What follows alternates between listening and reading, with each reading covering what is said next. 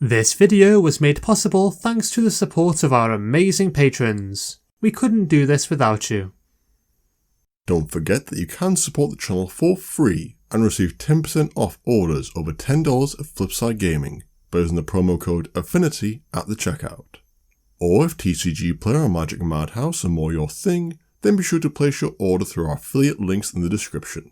Once again, at no extra cost to yourselves. Hello there everybody, my name is Martin. And my name is Alex. And we are Affinity for Commander. Today we're going to be giving you our opinions on the new face commanders for the new Zendikar Rising EDH decks, and what we think about them and what kind of decks we'd build around them. Yes, and we'll also be discovering and discussing some of the shortcomings of these commanders in particular. But before we begin, we need you to stick around until the end of the video where we'll be announcing the winners of our competition which we did 2 weeks ago. So make sure you don't miss out on that, you could be the winner. To start things off, we'll begin with Land's Wrath, the Naya deck, and we'll start with the commander, Oboon, Moldire Ancestor. Oboon? Oboon? Oboon? Oboon? Oberyn Martell? We'll go with Oboon for now, but I'm sure we'll be wrong. We butcher names faster than anything else. So, Oboon, for 1 a red, a green and a white, is a 3/3 elf spirit.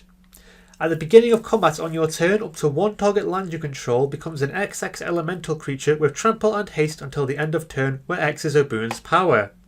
It's still a land. And it also has landfall. Whenever a land enters the battlefield under your control, put a +1/+1 counter on target creature.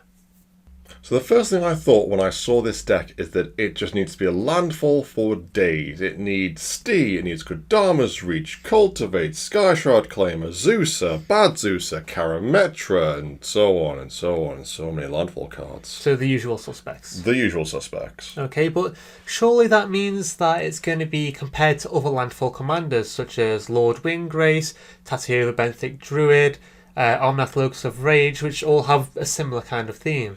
Yeah, and unfortunately, in my opinion, slightly better. But we'll get to that in a second. But it's all about making sure that you have loads of lands that can potentially be sacrificial lambs, but can also trigger Oboon's landfall ability to put +1/+1 counters on creatures, but he'll primarily be putting them on himself to make him huge.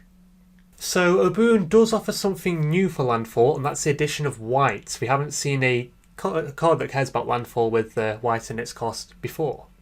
That's why it doesn't have landfall cards. Ah, well, that would be where you're wrong, Alex. There are a few white landfall cards which I would like to bring to your attention. First of all, we have Admotion. I can't read my own writing here.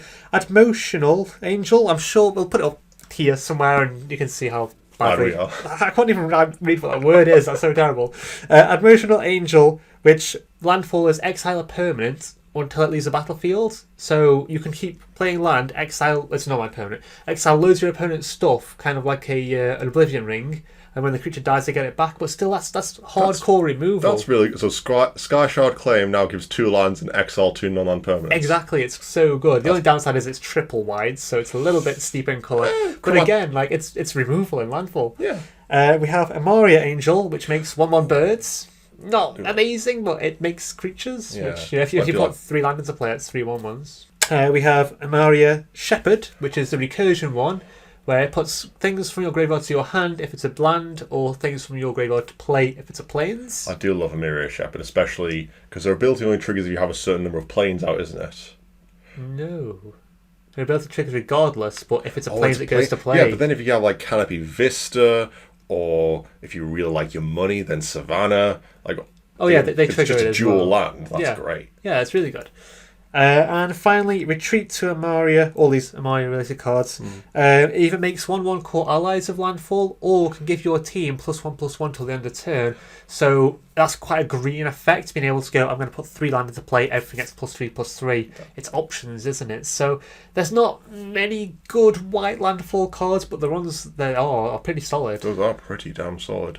So in that case, let's have a look about the commander itself and what we can do to help him. So with Oboon's ability, we're looking to make sure he has as big a power as physically possible so that our lands are big, beefy hitters. So to do this, we can have cards like Hardened Scales or Pia, Imaginative Rascal, but unfortunately no Toothy due to colour restrictions. It's a shame. It is. But that does mean that every time you play a land, PO will get 2 +1/+1 counters on themselves, making our lands really big when it comes to combat. Yeah, that's the thing, because like with animating land and using them as creatures, if they die, you're down a land, which is quite hard. Exactly. But if you have big lands and you're swinging in with those, they're going to cause some real damage and are less likely to die to combat. With trample. With trample, that's the main thing. Haste and trample. Haste and trample. That's like on your turn, say it's like quite late game. Yeah. And you've got your commander to be an 8/8, you swing with an 8/8, that's nothing to sniff at, really. 8/8 with Hample. Hample. Hample. I like that. We're going to have to TM that. Hample. But how many lands do you think there are with Indestructible? Well, I know there's Dogsteel Citadel. That's one. I have no idea where you got that from. And there's that one that's like, it's all rainbowy, and you put so much, I think it's 6 mana into it. Well, it's 5 in it, so 6. And it gives you Wurberg out. Because it's called Cascading Cataracts, which the second ability, obviously not very relevant for this deck, but the fact that it's indestructible and you can then make that a creature, those 2 lands would have to just be auto-includes in the deck. If they're not actually in the deck, I'll be quite surprised. What about lands that have, say, flying or hexproof? Is there any of Flying, those? not really outside the Manlands, Celestial Colonnade, but that's blue, unfortunately. But we could then, say, use Ravaging Ravine that is red-green. They can then make it bigger and bigger. Say that 3 times fast. Ravaging Ravine. Because you can use Oboon's ability to make it a creature and then activate its ability to give it double strike. Ooh, that's nice. That's good. Not just a pretty face. But it's more the fact that we can then have lands that are just so much more powerful. Yeah, rather than just, here's a basic forest hitting you. Here's a fancy land hitting you. Exactly. But as for hexproof, there is one that I'm aware of, Lotus Field, which does make it sacrifice lands, so... don't really want to be doing that. No, but it does tap for quite good colour fixing, so... Yeah, but then it dies and you've lost 3 land. Yeah, that's a bit bad, isn't it? Up to you personally, really, though. But if we're looking to get funky with this commander, I'd be looking to abuse its first ability because of the wording, it's at the beginning of the combat step. So, if we're using cards like Aurelia the War Leader, the new Marog, Fury of Akom, Seize the Day, World at War, or Waves of Aggression, then every single time we get an additional combat step, we get an additional trigger and an additional land. Because remember, that first land is going to untap and be able to swing again for our additional combat step. That's really cool. I hadn't actually thought about that, having multiple combat steps and multiple animations. I suppose as long as the first land doesn't die, because it's going to have damage on it if someone's blocked. True. But having trample, being able to go, my creature's got 6 power, so here's a 6/6 swing, or you blocked with a 2/2 to block some of the damage. Here's another 6/6 swing with both. That's going to really, really add up. And that's a good thing with trample as well. People don't really want to block trample because there's not a lot of points. Exactly. So the only downside to this would be if they've got a big thing or something that'll trade. Them losing a creature is not as bad as you using a land.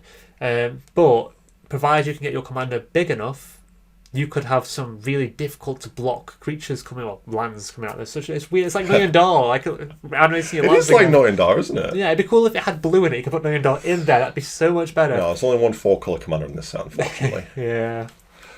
So, an idea that I had, which I know you're not going to like just by the principle, is Elf Tribal. Now, stop pulling that face. We haven't had a Nea Legendary Elf before. True. So you get to play your green elves, your white elves, and the red elves. I know I'm pushing it a bit, but there's a few green, red elves. Oh, okay. So we have Bloodbraid Elf, Mina and Den Wildborn, and all 3 Radas. They can all go into this deck.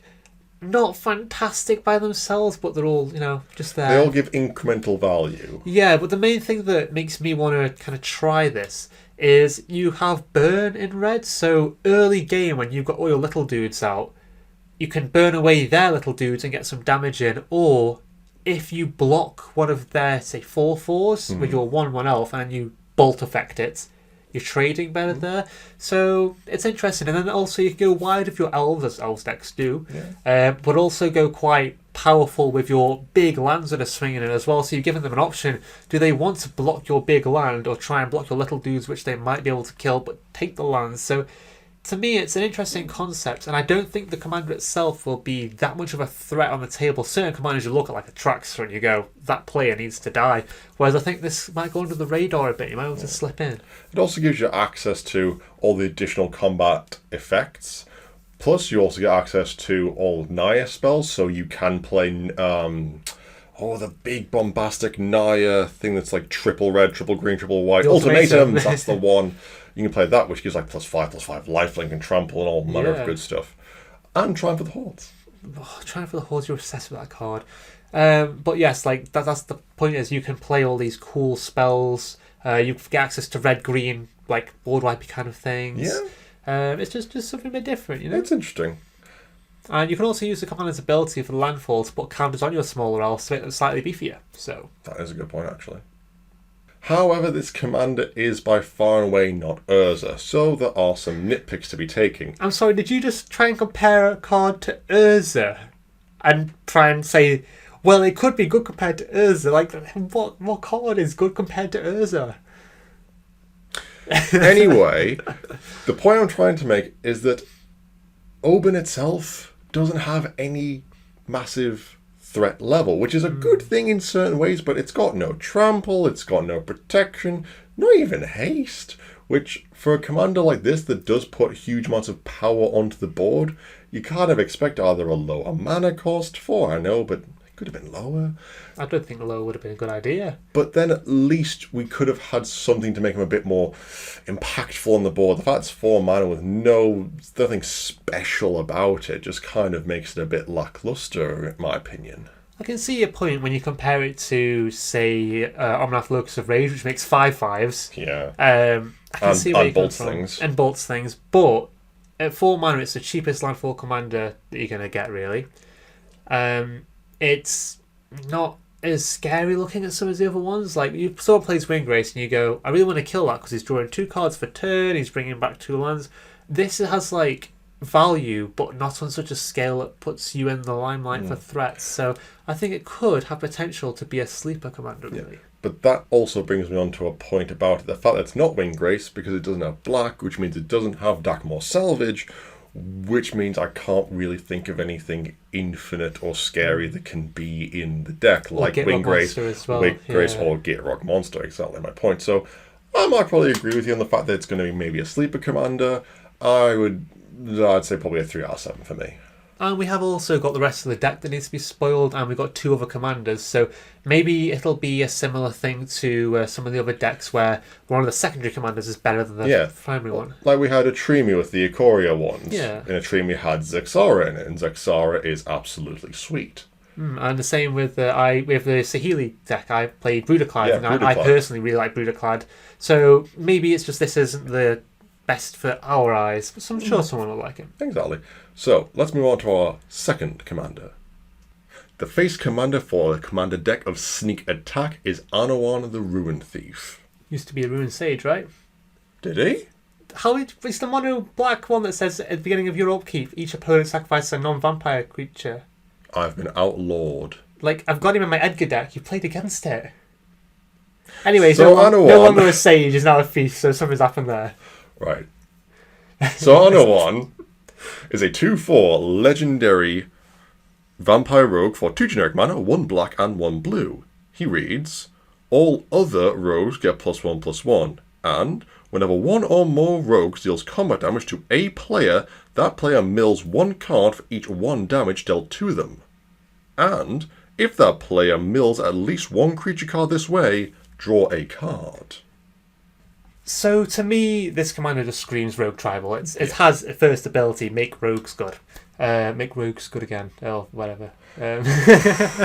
But that's good because we haven't had a rogue commander. Really. People use Una, Queen of the Fae, because she makes rogue fairies, and some people use Sigurd of a Cutthroat because he cares about things hitting people, and rogues tend to be able to hit people. Yeah. But we've never had specific rogue lord like this, so that's always good.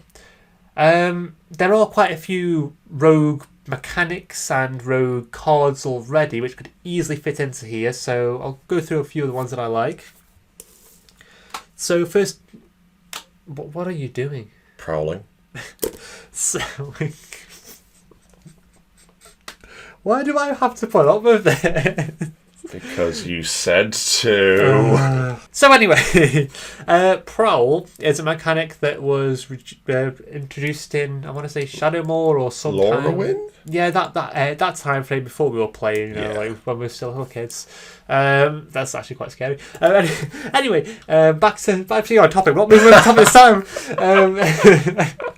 So it basically says if a rogue deals damage to a player, you can cast this spell for a cheaper mana cost. Yeah. Considering most rogues say this creature can't be blocked or this creature has some evasion of some sort, it's actually like really easy to do. So yeah, you don't tend to find rogues that are vanilla creatures. They always have like something on them. Yeah, which is quite cool. Yeah. So you got that mechanic which might see a return. I'm hoping it does because the current cards of Prowl are actually pretty decent for their Prowl cost, not for their normal mana cost, but. It means you get to keep your mana open until a second turn, like second phase rather. Yeah. Anyway, so it looks a bit more sneaky and roguish. It's like ninjutsu or dashing or stuff like that. Yeah. So the other things, so we've got Cloak and Dagger, which sounds very roguey. Yeah. It's an equipment that gives a slight buff to your dudes, but it attaches itself to a rogue when a rogue enters the battlefield. So it's each time a rogue enters the battlefield, you may move it over. So it's only a tiny boost, but like it's always there. Yeah. We've got my favouritely named card possibly ever in Magic, Frog Tosser Banneret. That's not real. It is. It's not real. Frog Tosser Banneret. Literally says rogues cost 1 less to cast, but it's got a picture of a goblin throwing a frog. It's so cool. Sorry, I'm obsessed with frogs. I like got a frog last week. I did. So we'll show a picture right here. Winston. His name is Winston. He's cute. We've got Una, Queen of the Fae, as I mentioned before. She makes rogues, which they fly as well. Yes, that's good evasion, so you get that hit in, that trigger. Exactly. We've got Una's Blackguard, which says rogues enter a +1/+1 counter. And they also mill your opponents if creature +1/+1 counter hits your opponent, they mill. And that's part of anyone's ability is if things get milled, then you get to... Draw cards. I knew there was something that was useful. But then Una works really well there, doesn't she? She also helps mill their opponents. Yeah, and I'm really hoping she's in the deck because she's currently like $20, and then I don't want the price. Yeah, I think Una should definitely be in that deck. Totally, makes rogues and is about mill and is Demir. No brainer. So moving on to other cards with weird names, we have Stink Drinker Bandit.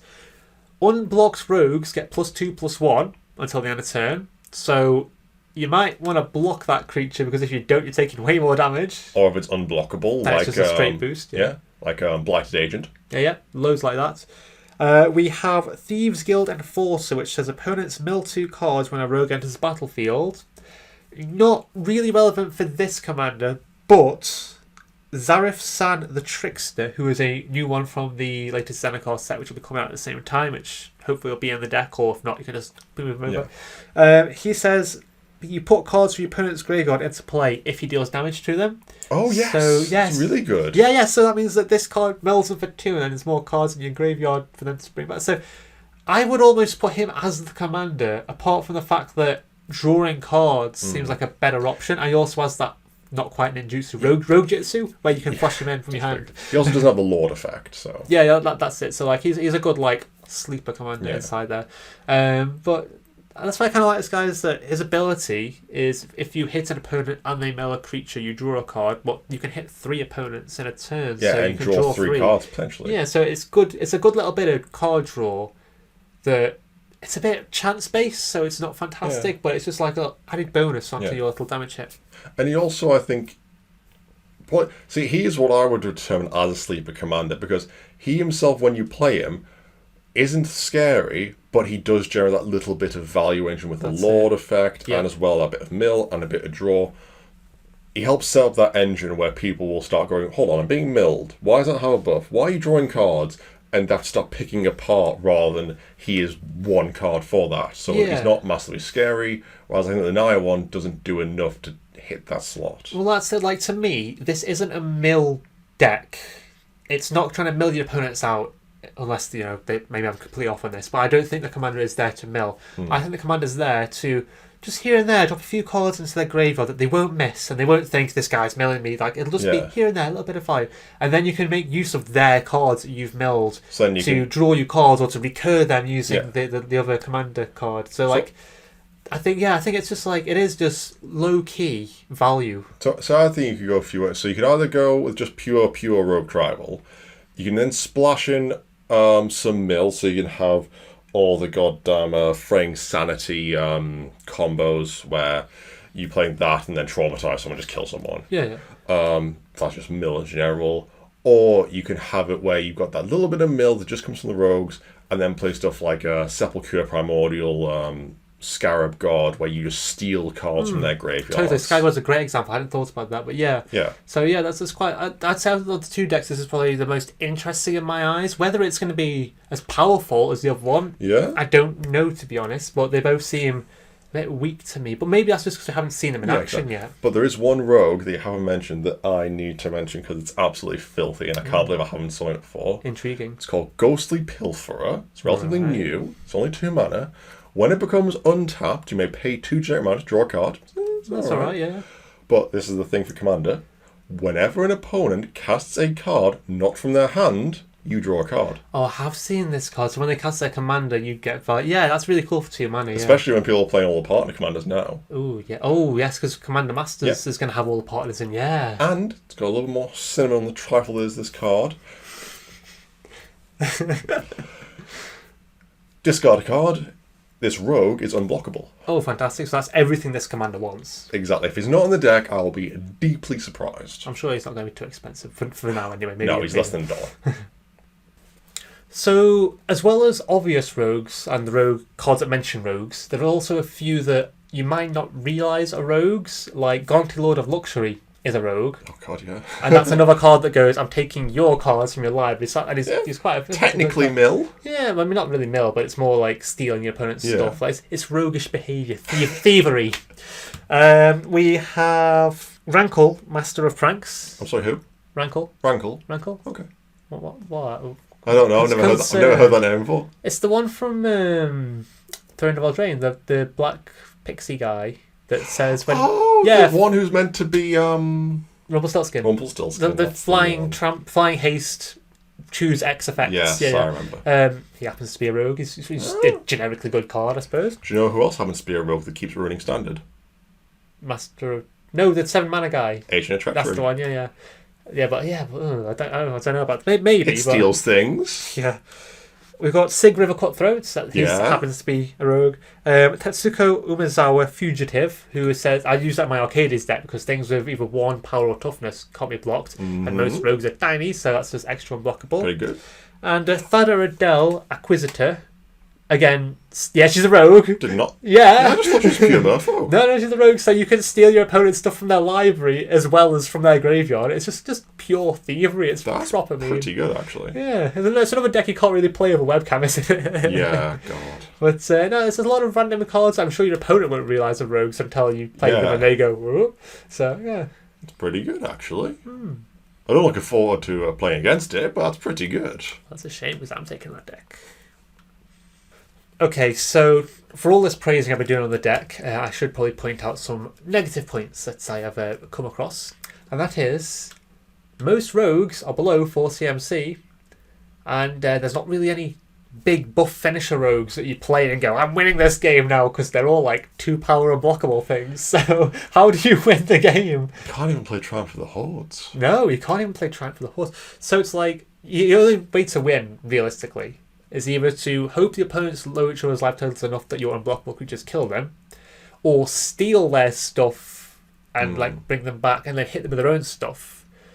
Or if you do go the mill strategy, then obviously the traumatize and yeah, but how viable is mill in a 4-player game of Commander, really? When you've got a mill like potentially 300 cards. True, but it's when you have the just a little bit, just the fraying sanity. Imagine fraying sanity when you've hit people for just beep beep beep beep. When you've hit people for just three each. Oh, just mill 3 cards. Oh, now mill 6 cards, and then you do that every turn. See, I think having too much mill would like take away from the rogue aspect, and it's going to be a tricky balance. Yes. Maybe there'll be some like cards printed. Well, there's only 3 new cards in the deck, right? Yeah. So unless something's printed in Zendikar, which is like, this is your finisher rogue. That's the same issue Wizards have. Like, in my Enola deck doesn't really have any high mana creatures that actually finish the game off for you. Yeah, it does tend to have to be creatures. Yeah, and because it's in black-blue, there's not really any spells as such that go,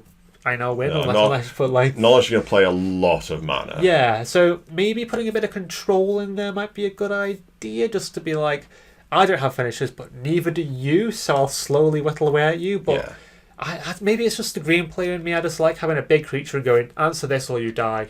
Whereas this deck doesn't seem to have that. That is you. That is totally me. And you usually have the answers, and when you don't, it's really satisfying. Another issue that I found with this is, being in blue-black, how much ramp do you get? The answer? In another video, which will come out soon. But obviously there's not as much ramp in a non-green deck. The other deck being released at the same time as this is Green Landfall. But then, is that going to go crazy ahead of this one? But then equally, you made a good point earlier, the fact that rogues tend to be CMC 4 or less. So do you need that much ramp? True, and you're going to be drawing cards off the commander as well. So exactly. If you put out 1 Sapphire or Jet Medallion, make all your rogues cost 1 or 2, and you're drawing cards, you can probably just go rogue, draw cards, rogue, draw cards. I don't think you'd need that much ramp, realistically. I suppose.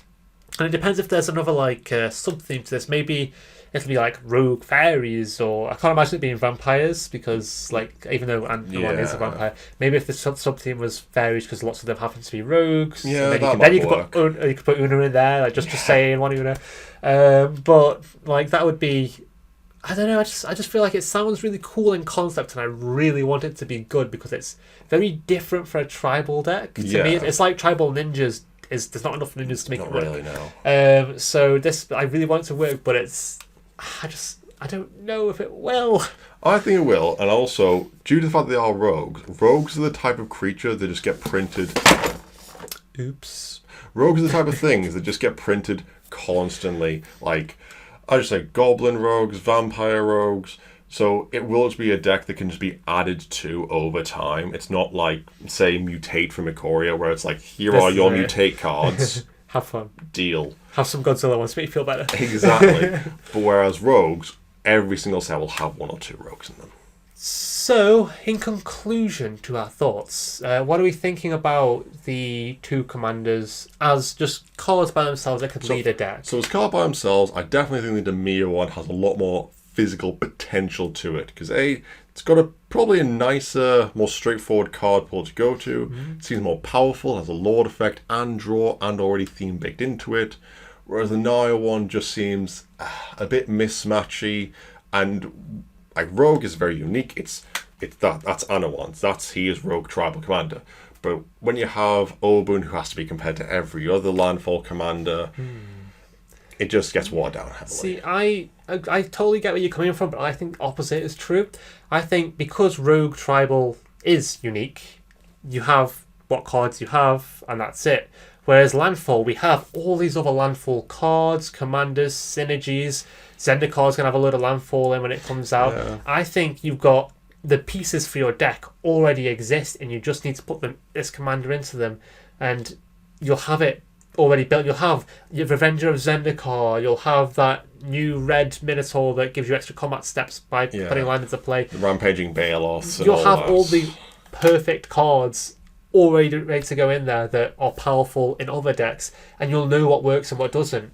But then to me, that just says that is another landfall deck. Yeah, and I'm not saying it's like the most exciting. Like the Demir one's definitely more interesting. Yeah. I just think it has the potential to be more powerful, given that it has several other sets and commanders' decks worth of cards to put in. Well, we'll just have to see what happens when we play them against each other. Yeah, let us know in the comments below which commander deck you think is going to be better. If you disagree with any of the points we've made, if we've missed any of the points out. But we do have one more thing before we finish. Just 2 videos ago, during our last gameplay video, we asked everyone to put in the comments below what their favourite, most desirable crossover between Magic the Gathering and another product or franchise would be. So firstly, let's have a look at what our runners-up are. So our first runner-up is Scott B, who suggested a Nightmare Before Christmas crossover. Now, given that me and Alex are both huge Disney fans and I absolutely love the spooky, scary season of Halloween, I think this would be really cool. You could have Jack Skellington, you've got Oogie Boogie, there's so many cool crossovers, and it'd be nice to fit them into a Commander set that might be a little bit more spooky, or even just like a set we already know, like Ravnica, but in a autumn setting, like, you know, it'd be cool to see. I just like the concept of it. It's very nice, friendly, happy, very nice. No. You haven't seen Halloween Town, have you? Excuse me. Excuse me. Nice. I live for that stuff. And our two other runners-up who are tied for the same idea are Zrunko Barasevic and CC Lynch for their idea of Studio Ghibli crossover with magic, which they're so twee, the animations are so perfect and on point, and the filmmaking is just pure art. I couldn't possibly imagine something better looking on a card. Yeah, like imagine the artwork, like just Totoro. How terrifying would it be? I'm going to attack with Totoro and kill you for lethal damage. Yeah, I totally saw that coming. That'd be so or No Face. Oh gosh, terrifying. He's a treasure token. And that leaves me with the pleasure of announcing our winner. Well done, Casper Anderson, with your idea of Norse gods. So I could think of two different ways this could work. You could either have the Theros gods, but with the Norse gods on them. Yeah. And then you'd have, straight away, that's 11, 12, is it? Yeah. Gods you could stick in and have, like, all, not just like your usual ones like Odin and Thor. Yeah. You have, like, all the unusual ones. Yeah, like you have Freyr and Balder, Jormungandr. Like, you have all the ones people may vaguely know about, but just making them more widely known is always a good thing, especially because, like, you can make some exceptionally good artwork out of these gods. Yeah. And also, the other idea I had was, so Theros is Greece, right? And this is Nordic, so not really thematic. But we are going to have a set, spoiler alert, which is going to be set in like a Viking-style one called, is it a bit of a K? Kaldheim? Kaldheim, yeah. So that would be an interesting one to do. If you're going to do a Nordic crossover, do it in the Viking set. So instead of Godzilla cards, there will be sort of Thor cards, there'll be Odin cards, there'll be Loki cards. Yeah, or even like if it was, say, saga type things where you got the scenes like where Ragnarok occurs and it's got like the death of the gods, or you've got like, you know, events in it. Thor fighting Jormungandr. Or Thor dressing as Freya in a dress and tricking the frost giants thinking he's a woman. Like, yeah, there's just so many like cool, like, I mean, I say cool, crazy, like whoever wrote these stories was really, really not in the right zone. Drunk Vikings, man. That makes total sense, actually. Why am I going with this? But yeah, well done to Casper. You are our winner. We'll be in touch with all of our competition winners and runners-up in the near future to sort out shipping. And we hope you enjoy your rewards. And that'll be it for this video, guys. Thank you so much for watching. Just before you run off, make sure to always subscribe to this channel if you like this content, like this video, and make sure to comment with what you think about the new commanders. Also, don't forget to hit that bell icon and never miss one of our videos. YouTube tends to forget to tell you they're out on certain days. Naughty YouTube. And don't forget, you can also support us on Patreon for exclusive Patreon rewards, or you can follow us on Twitter @4Commander. That's all for this time. We'll see you next time.